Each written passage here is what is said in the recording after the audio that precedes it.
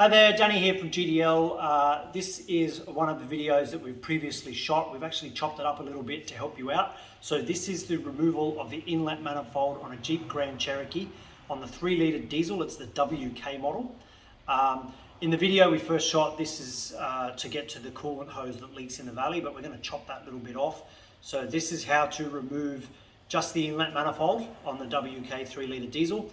And for whatever reason, if you look at the bottom, we'll give you some links to some other videos that show you how to do the repairs that you may need to be taking the manifold off to be doing, such as that coolant hose. There's a little 10mm nut here where my pinky is. There's an 8mm here behind this little wiring Y piece, and just here is the little pyramid nipple thing for the engine cover. That's a 13mm. Take all 3 of those out. Then you want to take these 2 hard lines off. You've got to be really careful with these, they're plastic. These are the thing that will break if you're not gentle. So you unclip these, you've got to push on either side and pull up.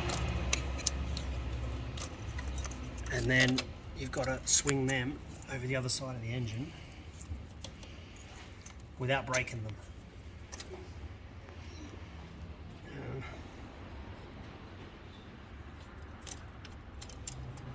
And there's a clip here that they click into. You can get it out of that without breaking it. There we go. And then just this one to this fuel rail. Same thing, pinch the 2 sides if you can. And there you go. Alright, so they're off. And you just need them out of the way. You don't need them totally off the car. You just got to, without breaking them, manhandle them. So you don't want to turn the ignition on now that we've got the fuel system open. So you take all of these off and be sure not to bend them as you're feeding them out, because you're going to have a horrible time putting them back in. While you're there, you can unclick all your injectors, because you need to pull the wiring loom out of the way as well.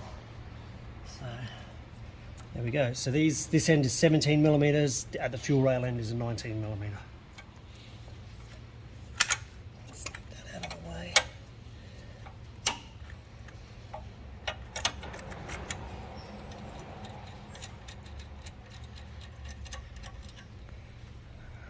The other end, 19mm.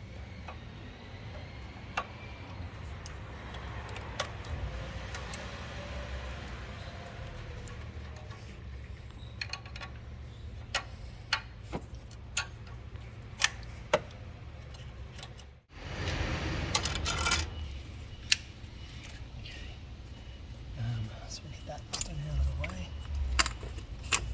without snapping anything. Main bit of wiring harness for the fuel rail pressure sensor. It's got this dopey plastic safety thing, like someone's going to accidentally unclip that. Okay.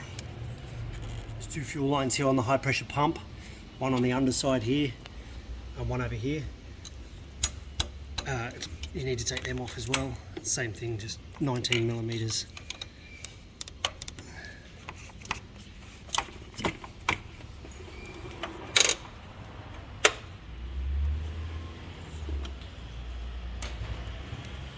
Ooh, that is tight.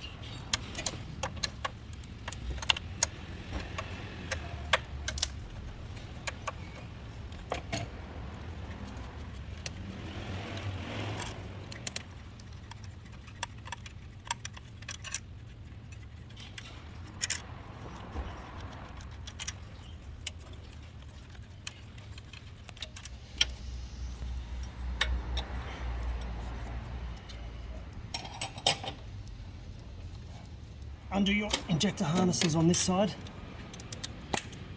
Just gives you a bit more space to work with. Pull your fuel lines out.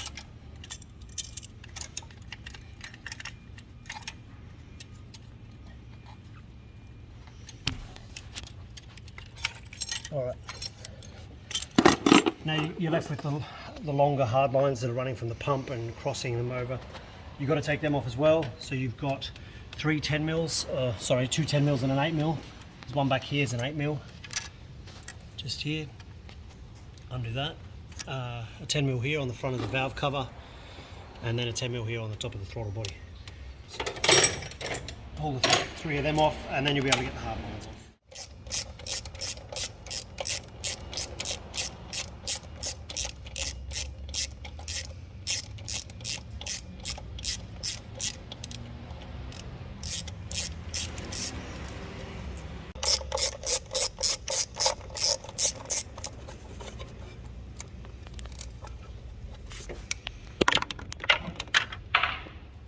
This main diesel line to the fuel rail you can leave by just tucking over to the side here.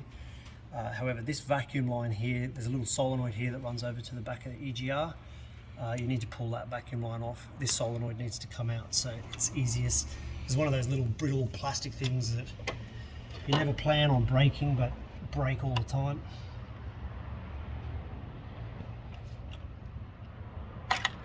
There we go. Eat my own words, it didn't break. Great success.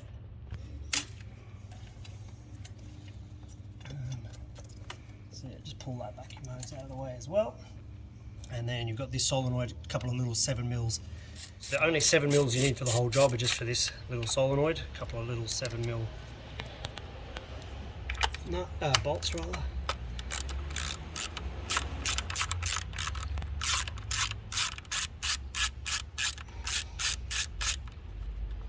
Ooh.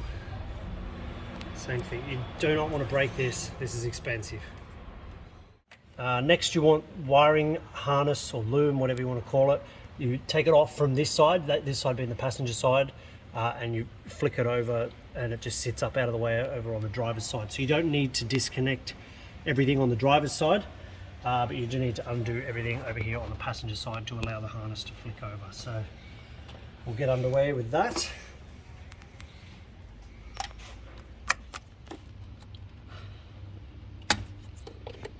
Ta-da!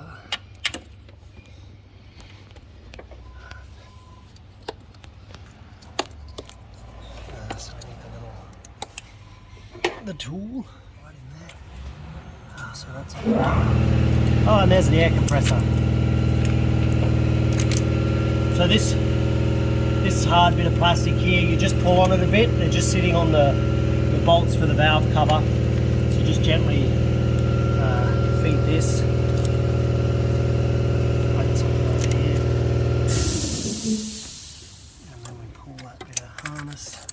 Up, and then next problem is glow plugs. So your glow plugs are these, but they're easiest to grab with a pair of long nose pliers. See if it'll come now. Probably not. Now you want to take this flexi hose off. That's the intake hose for the turbo. There's a big hose clamp. Usually the clamp is right on the back there. It's not much fun. I think from memory it's an 8mm. If you can get a small quarter drive ratchet on that, that'll help you get that off. Then you can get to, there's a little plug down here on the back of the turbo. You can't see it, way down deep in there. And then there's this one here, something on the floor. This is for the turbo control module thingy. It's a technical term.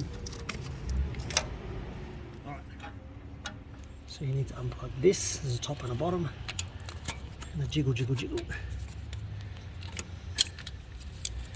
And this one here on the side of the turbo has another one of these yellow clips on it. Although everything off on this side except the glow plugs and this silly clip, which I'm about to pop off.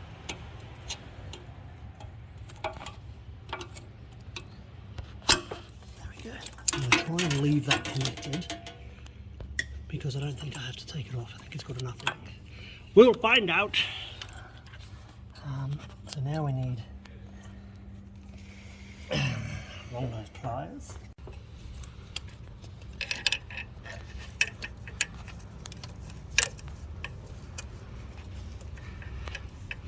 These are tight. You're supposed to just pull on them.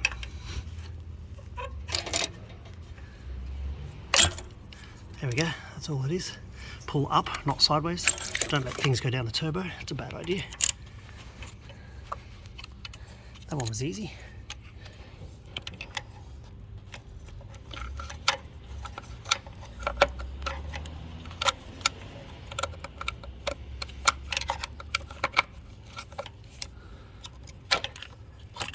All right.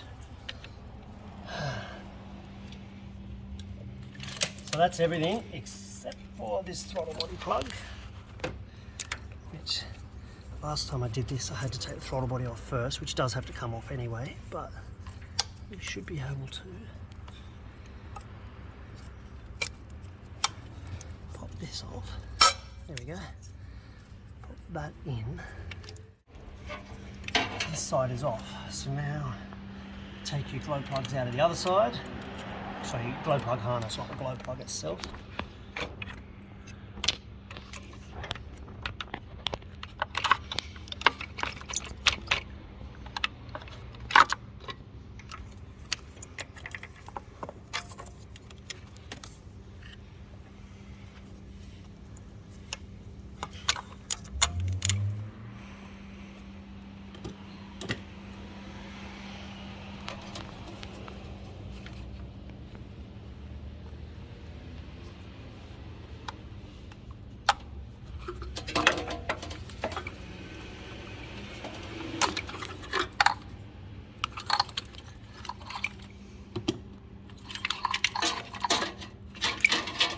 And that is about as much space as you'll need as far as wiring is concerned. It doesn't look fantastic, but trust me, you don't want to spend another day taking the rest of the harness off. So that's out of the way. This is out of the way. Next step is throttle body's got to come off. And this turbo inlet, there's two 5mm Allen keys down here, deep down in the valley of the shadow of death. Why they use Allen keys is totally beyond me. Yeah, all right, let's do that next.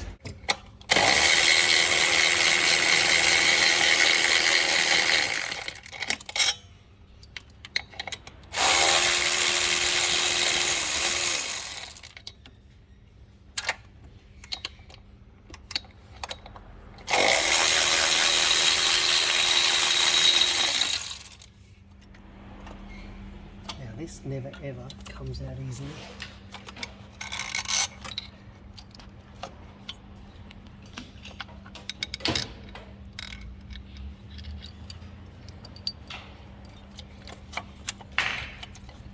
This bracket comes off first, gives you a bit more space.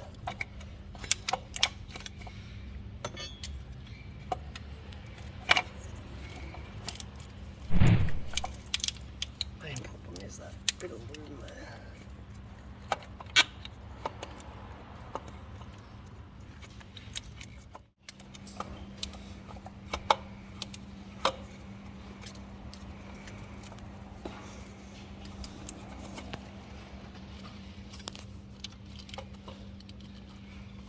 Yeah, it's easier to undo that plug.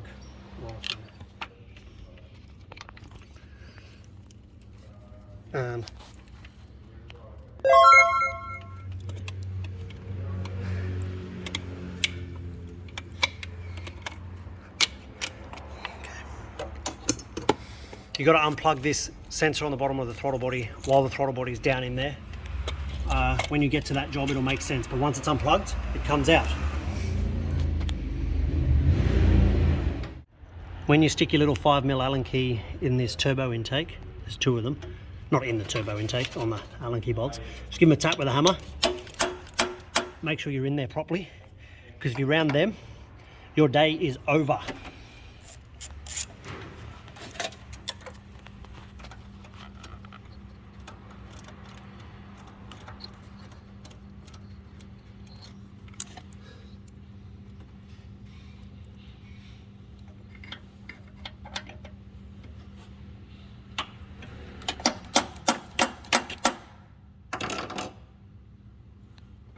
Where did I stick my doohickey?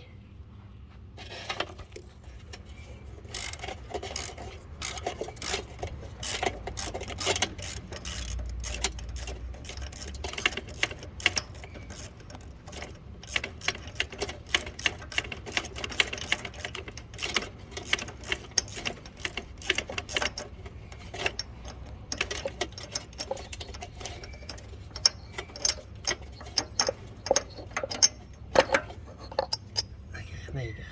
Don't drop anything down there either. The most challenging part of this, apart from the throttle body, which we've now lost our temper at, is these silly little Torx bolts that hold the two fuel rails in on either side. If you can get a small Torx bit in there, it will come undone, but you tend not to have the space. So the trick here is you need a chisel and a hammer, or a screwdriver with a metal shank the whole way through it, which is how we do it, and then remove these and replace them with normal hex head bolts for the next sorry git that has to do the job. I'll show you how to do it, but you've got to be super careful you don't miss and slip with your chisel. You'll sink a hole through your plastic inlet manifold, and then your weekend's over as well.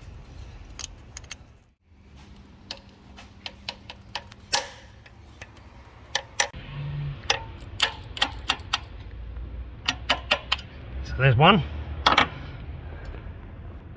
Once you crack it, you can just undo it by hand.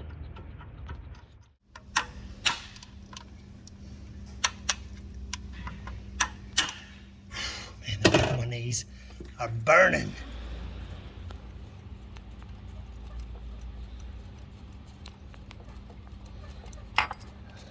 Alright, I've left that rail plugged in, so just tuck that out of the way. Lovely! Now you've got, I think it's 8 mils all the way around, and your manifold the top half of this manifold comes up.